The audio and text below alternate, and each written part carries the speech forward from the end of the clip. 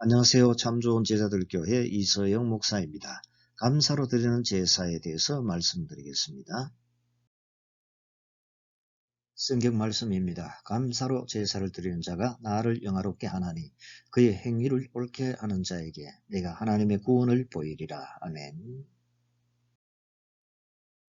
불평만 일삼는 불평날의 한 젊은이가 감사나라로 유학을 가게 되었는데요.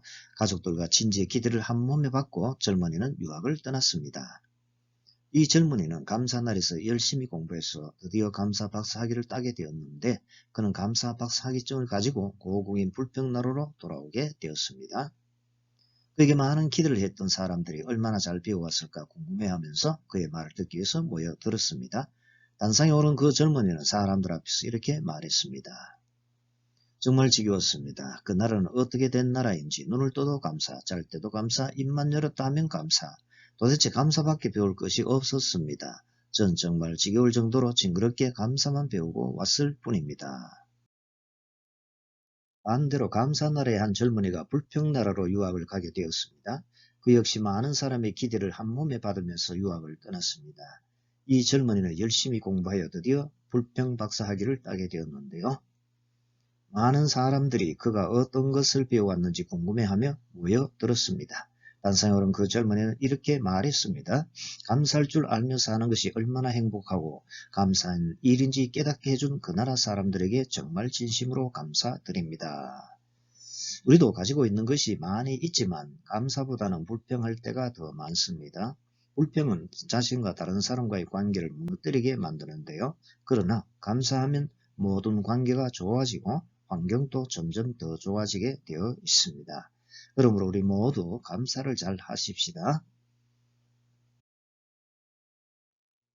그러기 위해 우리는 먼저 성도라는 말의 뜻부터 잘 알아야 하겠습니다. 성도는 어떤 사람인가 하면은 제사로 맺어진 자이므로 성도는 제사 드리는 자이다라는 겁니다.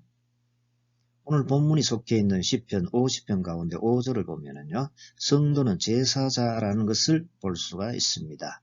이르되 나의 성도들을 내 앞에 모으라. 그들은 제사로 나와 언약한 이들이니라 하시도다. 아멘. 이러므로 성도라는 말은 단순한 말이 아니라는 겁니다. 성도라는 말을 쉽게 부르고 있습니다만은 성도가 된다는 것은 매우 큰 의미가 있다는 것입니다.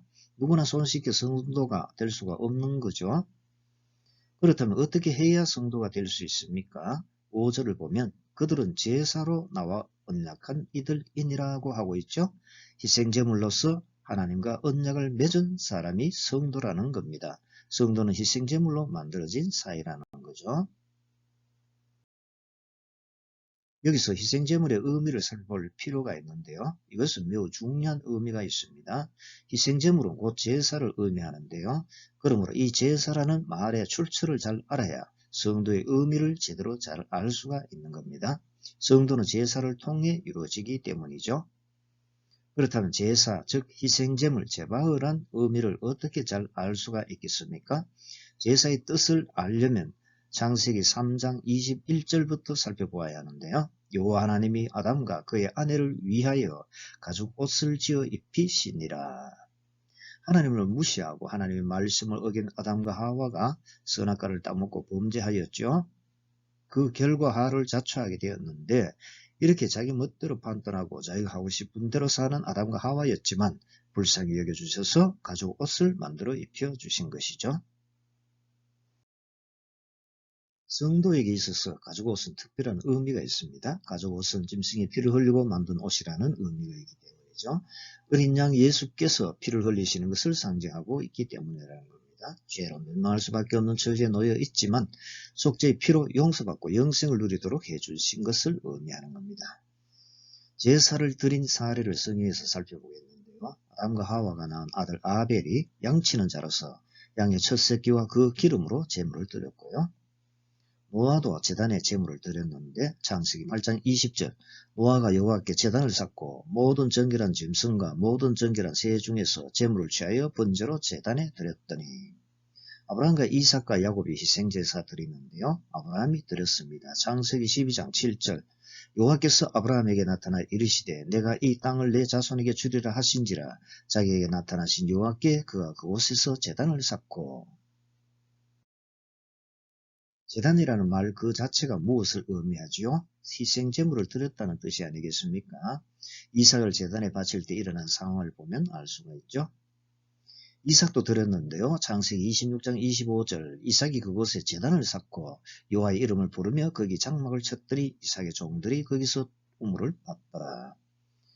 야곱도 드렸는데 창세기 35장 7절 그가 거기서 제단을 쌓고 그곳을 엘베델이라 불렀으니 이는 그의 형의 낯을 피할 때에 하나님이 거기서 그에게 나타나셨음이더라. 야곱이 가족을 데리고 요셉이 있는 애굽으로 이주할 때도 제사 드렸는데요. 창세기 46장 1절 이스라엘이 모든 소유를 이끌고 떠나 브엘세바에 이르러 그의 아버지 이삭의 하나님께 희생 제사를 드리니. 이후 이스라엘 백성이 약 400여 년 흐른 뒤 애굽에서 나올 때입니다. 그런데 애굽에서 나온 이유가 무엇이죠? 하나님께서 모세를 부르셔서 애굽에서 자기 백성을 건져내도록 하셨는데요. 출애굽기 3장 18절 그들이 내 말을 들으니 너는 그들의 장로들과 함께 애굽 왕에게 이르기를 히브리 사람의 하나님 여호와께서 우리에게 임하셨은즉 우리가 우리 하나님 여호와께 제사를 드리려 하오니 사흘 길쯤 광야로 가도록 허락하소서 하라. 이후 애굽에 내린 재앙의 과정을 보면 계속해서 제사를 드릴 수 있도록 내보내라는 말씀이 반복해서 나옵니다. 6월절 어린 양의 피를 기념하는 제사도 드리도록 하고 있죠. 이런 것을 보면 제사를 드리기 위해서 애굽에서 벗어나게 해주신 것을 볼 수 있습니다. 세월이 다시 흘러 신약시대로 접어들었습니다. 그동안 상징이었던 어린 양 예수의 피를 실제로 이루어 주신 것이죠. 예수님께서 십자가에서 그 피를 흘려주셨는데 우리가 성도가 될 수 있도록 하기 위해 우리 죄를 대신해서 희생제물이 되신 것입니다. 우리 성도 한 사람 한 사람을 위한 희생제사를 드리신 것이죠. 이것을 볼 때 성도는 어떤 존재입니까? 굉장한 의미가 있지 않습니까? 세상으로부터 출애굽한 성도는 하나님과 제사로 맺은 사이라는 것입니다. 하나님과 언약을 맺고 있는데 그 표징 가운데 하나가 제사라는 거죠. 그러므로 이 제사가 얼마나 중요하다는 것을 알 수가 있지 않습니까? 그래서 주일 성수가 언약의 표징이라고 하고 있는데요. 출애굽기 31장 13절 너는 이스라엘 자손에게 말하여 이르기를 너희는 나의 안식일을 지키라. 이는 나와 너희 사이에 너희 대대의 표징이니 나는 너희를 거룩하게 하는 여호와인 줄 너희가 알게 함이라. 이러한 주일 성수의 중요성을 알 수가 있죠. 얼마나 귀한 날인지 이렇게까지 말씀하시는데요. 출애굽기 31장 14절 너희는 안식일을 지킬지니 이는 너희에게 거룩한 날이 됨이니라. 그날을 더럽히는 자는 모두 죽일지며 그날에 일하는 자는 모두 그 백성 중에서 그 생명이 끊어지리라. 주일을 지키는 것은 단순한 것이 아니라는 겁니다. 성도라는 사실을 증명하는 방편이기 때문이죠. 주일을 지키지 못하는 사람은 어떤 사람이라는 거죠? 그들은 어떻게 되어버립니까? 성도가 아니면 영원히 멸망한다는 거죠. 그 백성 중에서 끊어진다라는 겁니다. 그러나 반대로 주일을 지키는 성도에게는 놀라운 은혜와 축복이 임하는데요. 이사야 58장 13절 만일 안식일에 내 발을 금하여 내 성의를 오락을 행하지 아니하고 안식일을 일컬어 즐거운 날이라 여호와의 성의를 존귀한 날이라 하여 이를 존귀하게 여기고 내 길을 행하지 아니하며 내 오락을 구하지 아니하며 사사로운 말을 하지 아니하면. 이사야 58장 14절 내가 여호와 안에서 즐거움을 얻을 것이라 내가 너를 땅의 높은 곳에 올리고 내 조상 야곱의 기업으로 기르리라 여호와의 입의 말씀이니라. 이러므로 주일을 잘 지키고 제사를 잘 드릴 때 성도의 의미를 발견할 수 있습니다. 제사를 통해 희생제물의 가치를 알게 되고요. 아울러 하나님과의 언약 관계 속에 있다는 것을 확인하는 날이 되기도 합니다. 거기에다가 주일을 통해 주시는 놀라운 기쁨과 은혜와 축복까지 받을 수 있으니 얼마나 좋습니까? 그렇다면 제사를 어떻게 드려야 합니까? 하나님께 감사의 제사를 드려야 합니다. 좋을 때만 감사가 아니라 좋지 않은 상황에서도 선하신 하나님을 믿고 그 하나님께서 약속하신 말씀대로 이루어질 줄 믿고 감사드려야 하는 거죠. 오늘 본문이 속한 시편 50편 가운데 14절을 보면은요. 감사로 하나님께 제사를 드리며 라고 하고 있습니다. 하나님께 감사로 제사를 드리라는 거죠. 감사의 예물을 드리라는 건데 제사를 드리는데 감사의 제물을 드리라라는 겁니다. 7절부터 13절을 보면은 하나님께서 이스라엘 백성에게 하시는 말씀을 볼 수가 있는데요. 이런 뜻으로 풀이해 볼 수 있습니다. 자, 나의 사랑하는 백성들아, 내 말을 잘 들어보아라. 나는 너희들이 드리는 제물 때문에 책망하지는 않겠다. 항상 잘 드리고 있다. 그러나 내가 너희들의 희생 제물을 가져가지는 않겠다. 천하에 있는 모든 희생 제물이 다 내 것이기 때문이다. 그러므로 내가 배고프다고 가정할지라도 너희들에게서 가져가지는 않을 것이다. 그렇다면 내가 너희들에게 바라는 것이 무엇이겠느냐. 사랑하는 성도 여러분, 하나님께서 원하시는 희생제물이 무엇이겠습니까? 하나님께서 그토록 원하시는 것은 우리가 일상적으로 드리는 제사가 아니죠. 그 제사는 잘 드리고 있다는 겁니다. 그렇다면 하나님께서 어떤 제사를 원하고 계신다는 거죠? 그것을 14절에 말씀하고 있는 겁니다. 감사로 하나님께 제사를 드리며 감사로 드리는 제사를 받고 싶다는 것이라고 볼 수가 있는 거죠. 그러므로 하나님께 감사하는 마음으로 제사 드려야 하겠습니다. 그렇다면 이렇게 감사로 제사를 드리면 어떤 일이 일어납니까? 감사로 제사를 드리면 하나님의 구원을 보게 됩니다. 오늘 보면 23절 감사로 제사를 드리는 자가 나를 영화롭게 하나니 그의 행위를 옳게 하는 자에게 내가 하나님의 구원을 보이리라. 감사로 제사를 드리는 성도에게 하나님께서 구원을 보이시겠다고 하셨는데요. 감사의 제사를 드리는 사람에게 하나님의 구원을 보게 해 주시겠다는 겁니다. 이때 하나님의 구원은 무엇을 말합니까? 구원의 원어원형은 예사라고 하는데 구원, 구출, 구조, 안전, 복리, 번영, 승리를 의미하죠. 건져줘서 평안을 누리게 해주겠다는 겁니다.